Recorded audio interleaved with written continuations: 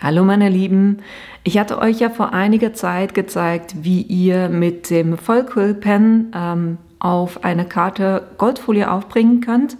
Und diese Foil-Quill-Pens gibt es tatsächlich auch für den Plotter. Und da wollte ich euch mal zeigen, wie ihr somit mit dem Plotter und diesen Foil-Quill-Pens eine Karte gestalten könnt. Und wie das Ganze funktioniert, das zeige ich euch gleich.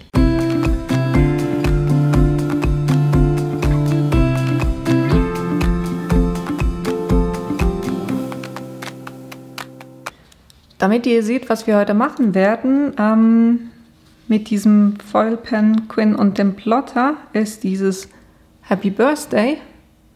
Und das hat logischerweise dann diesen Glanz, wenn man es im Licht wendet. Und das habe ich ganz einfach auf eine Basiskarte aufgebracht. Und simpel und trotzdem extrem cool mit diesem Glanzeffekt. Also legen wir los. Also was ich als allererstes mache, ist, ich mache hier ein Viereck und dann passe ich die Größe von diesem Viereck an, so dass es auf die Größe passt, die meine Karte hat, und das sind 14,3 cm, das heißt 143 mm, und in der Höhe habe ich 10 cm, das ist hier jetzt schon richtig. Wenn ihr hier, wenn es euch jeweils die Höhe anpasst, wenn ihr die Breite schreibt, dann müsst ihr einfach hier bei Seitenverhältnis beibehalten, das rausnehmen. So, und jetzt habe ich hier dieses Rechteck, das gleich groß ist wie meine Auflagekarte, und das verschiebe ich so, dass ich die oberste Reihe und die also die linke Reihe erstmal frei habe, weil das fällt mir dann einfacher, um hier das Ganze anzukleben oder die Folie drauf zu kleben. Was ich jetzt mache, ich sperre dieses Element, weil das dient mir ja nur als Maßangabe. Dann weiß ich, okay, diesen Platz habe ich zur Verfügung, um mein Design anzubringen. Jetzt mache ich das ein bisschen größer, damit wir das auch sehen. So. Jetzt will ich hier einen Text drin haben, das ist Happy Birthday. Und zwar in 2 Wörtern.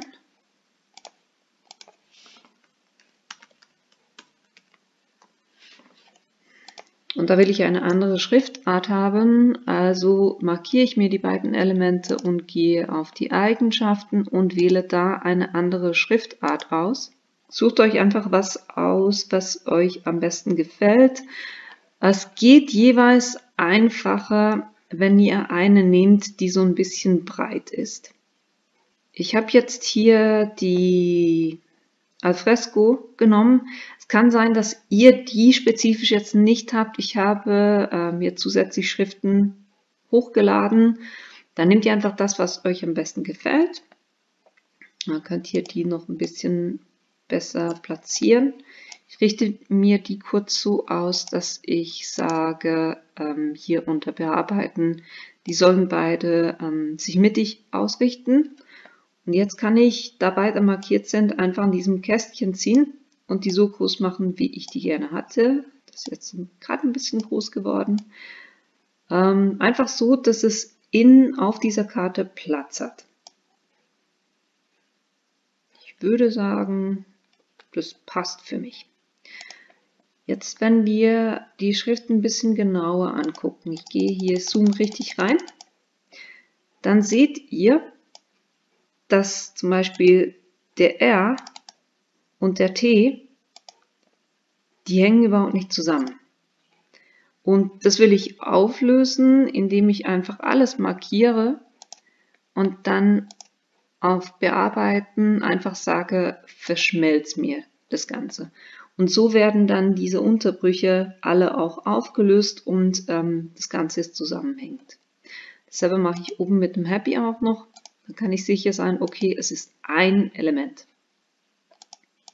Ich mit dem Zoom wieder ein bisschen raus. Und dann platziert ihr das wirklich einfach so, dass es für euch passt. Ich würde sagen, für mich ist es okay. Jetzt, wenn ihr könnt 2 Sachen machen. Entweder der Stift soll nur das Outline, also den Rahmen zeichnen, dann lasst ihr das so. Ich will aber, dass das Ganze gefüllt ist, das heißt, dass er das Ganze innen drinne auch ausfärbt. Und da gehe ich unter den Eigenschaften auf Füllen und wähle da, die Farbe spielt keine Rolle, weil es zeichnet einfach das, was die Farbe der Folie. Aber naja, also so, wenn ihr eine Farbe ausgewählt habt, dann färbt es euch aus oder dann überträgt es die Folie auch innerhalb der Rahmen dieser Buchstaben. Was ich noch gemacht habe, einfach um das Ganze so ein bisschen auszufüllen, ich habe bei den Formen einen Kreis hinzugefügt. Hier Kreis. Müssen wir natürlich viel kleiner machen, als der da jetzt ist. So, ich habe ein paar. Der ist jetzt von der Größe 7 mm x 7 mm. Und bevor ihr jetzt hier anfangt zu duplizieren, achtet darauf, dass der nicht auf Schneiden gesetzt ist bei den Ebenen, sondern auf Zeichnen. Dasselbe gilt natürlich auch für die Schriften. Das muss alles auf Zeichnen sein. Die Form spielt keine Rolle, weil die blenden wir nachher eh wieder aus. Aber wenn ihr es jetzt macht, dann könnt ihr jetzt anfangen zu duplizieren. Wenn ihr das vergesst, dann habt ihr hier 30 Kreise und dann müsst ihr für jeden einzelnen auswählen, dass es nicht schneiden, sondern zeichnen ist. Also jetzt habe ich diesen Kreis, den markiere ich jetzt mit und mache Ctrl+C, Ctrl+V und dann kann ich hier ringsherum einfach so viele Kreise platzieren, wie ich das gerne hätte. Mache da einfach wild so ein bisschen Kreise hin.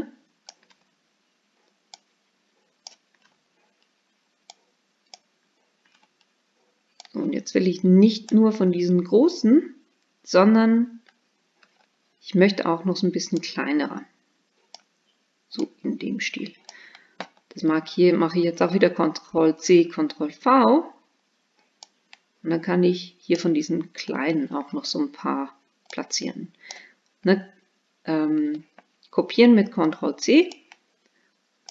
Einfügen, Ctrl+V. Das heißt, ihr müsst den einmal Ctrl+C machen und dann könnt ihr immer nur Ctrl+V machen, um den einzufügen und dann mit der Maus einfach da platzieren, wo ihr den gerne hättet. So, mir reicht es jetzt so eigentlich an Kreisen. Und was ich jetzt machen kann, ist ganz unten diese Form, dieses Langeck, was wir am Anfang eingefügt haben, da schalte ich jetzt die Sperre wieder aus und das lösche ich jetzt einfach, weil das brauche ich hier nicht. Und wenn ich das alles gemacht habe, dann seht ihr hier den Design der Karte und das kann ich jetzt hier mit, also ich habe meinen Plotter übers WLAN verbunden und darum kann ich hier auswählen, FCM-Datei über das Internet übertragen. Und dann schickt es mir das Ganze an den Plotter. Wenn ihr das Ganze übertragen habt, dann müsst ihr mal den Arbeitsplatz vorbereiten. Ich zeige euch kurz, was ihr kriegt, wenn ihr dieses Set bestellt. Der Vollcoin, der kommt, also wenn ihr das ganze Set bestellt, dann kriegt ihr hier 3 Spitzen. Und diese 3 Spitzen, da ist das gleiche Prinzip wie mit den Freestyle Pens, also das heißt, Mint ist die mittlere Spitze von der Dicke her und dunkelblau zum Beispiel ist die dicke Spitze und genau das Prinzip habt ihr hier auch.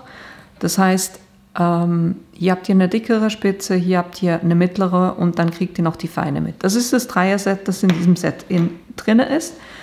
Dann, je nach Maschine, braucht es unterschiedliche Aufsätze, um die einzuklippen. Und hier, also das habt ihr dann auch in der Beschreibung drin, welche Köpfe für was sind. Und für den Brother Scan & Cut ist es effektiv die Tülle B. Was ihr auch noch kriegt, ist hier so ein Hitzeschildlöffel. Ich mache es ein bisschen anders, ich zeige euch nachher, wie ich das mache. Ihr kriegt auch ein Washi-Tape, um euer Projekt zu befestigen. und dann kriegt ihr hier so 3 Rollen Goldfolie, respektive Glitzerfolie, Glanzfolie, so heißt es, ne? Gold, Silber und Altrosa. Das ist das, was ihr mitkriegt, was ihr zusätzlich noch braucht. Ihr braucht einen Stecker, weil das kommt mit USB. Das heißt, hier braucht ihr einen Stecker, wo ihr das an den Strom anschließen könnt. Natürlich braucht ihr hier Strom, ne? Dann, und jetzt kommen wir zu den Vorsichtsmaßnahmen, weil das Thema ist, der ScanNCut Brother ist eigentlich nicht dafür gemacht, mit Hitze zu arbeiten. Das heißt, wenn ihr jetzt mit was arbeitet, wo ihr Hitze verwendet, könnte es ein Thema geben mit Garantieleistung und solchen Sachen, ne? Und von dem her würde ich hier wirklich sehr vorsichtig sein. Und das heißt, auf die Arbeitsmatte habe ich hier diese hitzebeständige Metall, dieses Brett drauf gemacht, was ich auch mit den Freestyle Pens verwende. Das ist auch von Vollquill. Das heißt, das Projekt, mit dem ich arbeite, das ist hier auf dieser hitzebeständigen Matte drauf und nicht direkt auf der Plastikmatte. Das ist das eine. Das andere ist, ich werde das Ganze vorbereiten. Das heißt, ihr nehmt hier die Tülle, dann schraubt ihr die hier so rein, dass es fest sitzt. Und jetzt werde ich das nicht schon in die Maschine reinmachen, sondern ich werde das außerhalb der Maschine aufwärmen. Und erst, wenn ich alles vorbereitet habe, nachdem das 5 Minuten aufgewärmt hat, werde ich diese Spitze in den Plotter reingeben und dann gleich laufen lassen. Und sobald ich fertig bin, nehme ich die wieder raus und lege die nebendran auf ein Holzbrett, wo ich die wieder auskühlen lasse. Das heißt, ich versuche hier so wenig, das Element, wo Hitze drauf ist, so wenig lang wie möglich im Plotter drin ist. Ich empfehle euch, bevor ihr das Ganze hier macht, dass ihr das erstmal austestet, wie das so funktioniert. Dass ihr da wirklich das Schneidemesser mal rausnehmt und dann testet, ne, weil nachher werdet ihr das nur hier festhalten und das hier mit diesem Teil nach hinten reingeben, zumachen und dann laufen lassen. Das heißt, es ist gut, wenn ihr jetzt schon und hier auch aufpassen. Na, hier innen drin ist es warm, von dem her berührt die Klappe nur ganz vorne an der Spitze, nehmt es hoch und dann nehmt ihr das auch wieder so raus, damit es möglichst wenig von eurem Plotter berührt. Sie ist ein bisschen geschützt natürlich ringsherum, aber das Ding wird richtig, richtig, richtig heiß nachher. Da dürft ihr mit den Fingern nicht mehr dran kommen und auch solltet ihr das nicht die Maschine berühren lassen. Na, das sind so 2 Vorsichtsmaßnahmen, 3, 4 Vorsichtsmaßnahmen, die ich hier mache. Ich habe, nehmen wir mal das beiseite, was ich nicht brauche. Die Folie brauche ich nicht mehr. Die anderen Tüllen brauche ich auch nicht. Washi Tape brauche ich auch nicht. So. Hier, das mache ich schon mal ran, weil das muss ich dann an den Strom anschließen. Die Arbeitslöcher habe ich folgendermaßen vorbereitet. Ich habe eben diese Matte, diese hitzebeständige Matte draufgeklebt. Dann habe ich das graue Papier draufgelegt, dann die Goldfolie mit natürlich der glänzigen Seite, nicht mit der matten Seite, sondern mit der glänzigen Seite nach oben draufgelegt und hier schon mal festgeklebt, damit das wirklich da sitzen bleibt, wo es hin soll. Und dann habe ich das Backpapier noch drüber geklebt und das hier überall noch mit dem Washi Tape, das damit geliefert wurde, festgemacht. Jetzt gehe ich hin und lade das.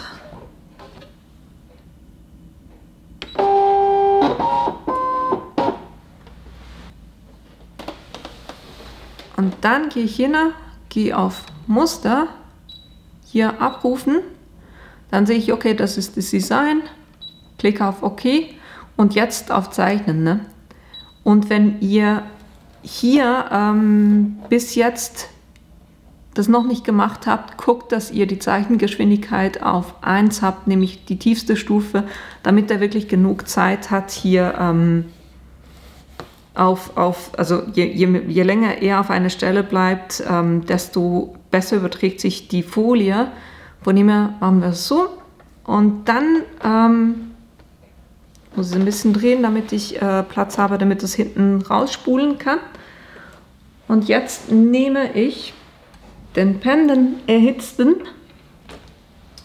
und die Stromquelle und darauf achten, ne? Wirklich nicht mehr an der Spitze berühren, sondern nur hier am Kabel. Füge das hier ein, mache es fest.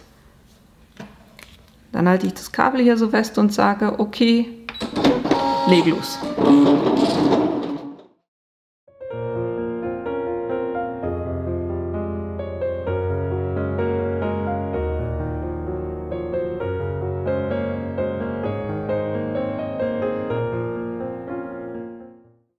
So, bei mir war es jetzt so, dass ich das zu wenig gut befestigt hatte und dass ich hier unterbrechen musste. Aber das ist okay, es ist nur ein paar von den Punkten, die noch fehlen. Jetzt wichtig, ne, sobald es fertig ist, hier aufklappen und vorsichtig den Stift rausnehmen, dass nichts diese heiße Spitze berührt. Dann legt ihr das irgendwo hin, wo ihr es auskühlen lassen könnt und nehmt ihr auch gleichzeitig vom Strom natürlich. Wenn ich sage irgendwo, ne, irgendwo heißt irgendwo, wo niemand rankommt, der sich dran verbrennen könnte. Ich sag's, man kann es nicht oft genug sagen. Ne? Ich hole das ganze Projekt jetzt mal raus. Lege ich den Plotter beiseite. Und dann gucken wir uns das Resultat mal an.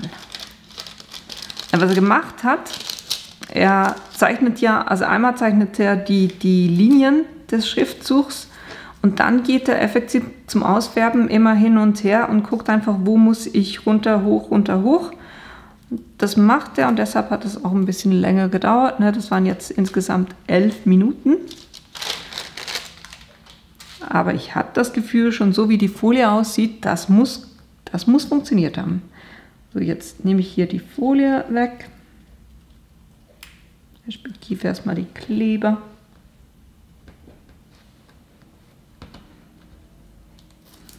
Gerade bei dem, was mir hier passiert ist, von wegen, dass es sich die Backfolie gelöst hat. Deshalb wirklich, wenn ihr sowas macht, bleibt am Plotter und guckt halt zu, wie ihr das macht. Aber nicht, dass ihr da weggeht und dann kommt ihr zurück und habt böse Überraschungen. Ne? Von der Matte her, von der Hitze, es ist wirklich so, die hat das super absorbiert. Also hier ist auch nichts heiß drauf. Und die lege ich jetzt kurz weg. Jetzt gucken wir uns an, wie das Resultat aussieht.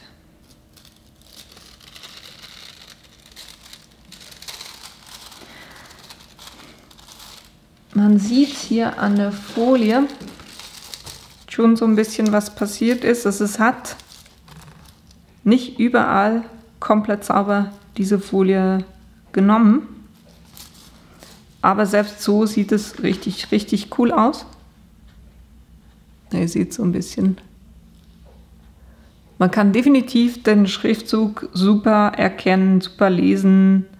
Hat sogar noch was Cooles mit, das sieht fast ein bisschen shabby aus mit diesem, weil es nicht überall komplett gezeichnet hat. Und dann können wir diese Karte nehmen und die effektiv auf die Basiskarte aufkleben. Ich habe am Anfang gar nicht gesagt, wie groß diese Mattung ist oder diese Auflegekarte.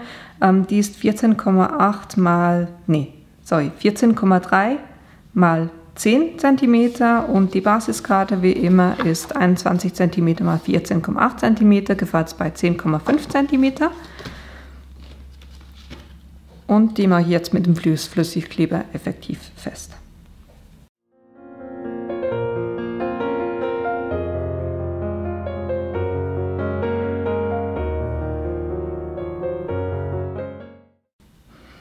geht hier mit dem Fassbein nicht logischerweise auf diese Fläche drauf, sondern dreht die um und macht die von hinten fest.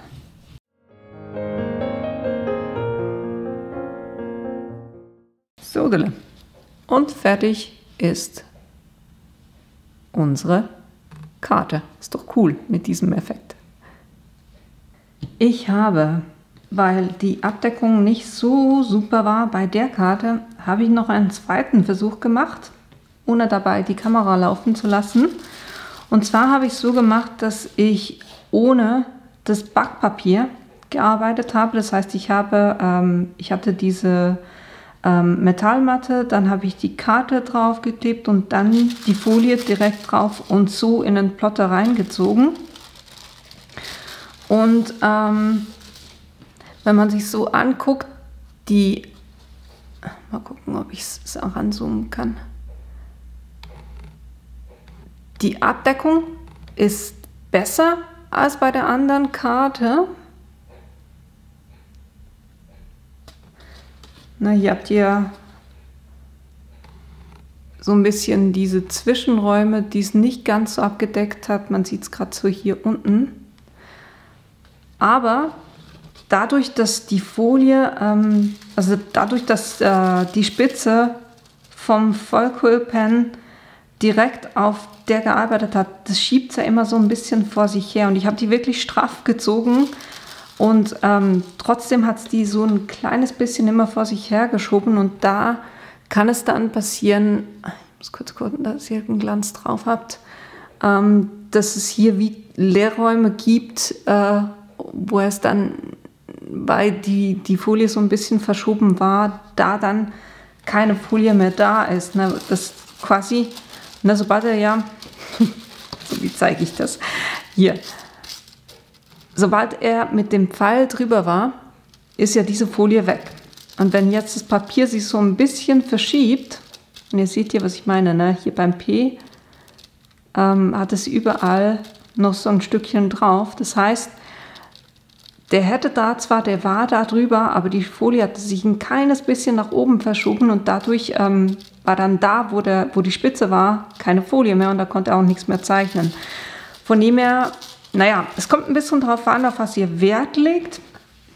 Mir persönlich gefällt dieses Design fast besser, auch wenn es nicht komplett deckt, aber ihr seht, der Glanz ist ja trotzdem da und es hat eben so fast ein bisschen einen Vintage-Style mit diesen, ja, ein bisschen, wo die Folie in der Mitte so ein bisschen fehlt. Aber eben, wenn ihr es lieber so habt, dass es wirklich komplett abdeckt, dann könnt ihr auch diese Variante wählen. Das heißt, hier mit Backpapier und hier ohne Backpapier. So, das war das, was ich euch heute zeigen wollte. Ich hoffe, euch hat die Idee gefallen und ihr habt Lust, das Ganze nachzubasteln. Die Materialien, die ich verwendet habe, inklusive dem Foil-Quill-Pen, die werde ich euch unten in die Links reinstellen. Und wenn ihr meinen Kanal bis jetzt noch nicht abonniert habt, dann tut das doch bitte, weil das hilft mir tatsächlich auch. Und wenn ihr keines meiner Videos verpassen wollt, dann klickt auch auf das kleine Glöckchen unten.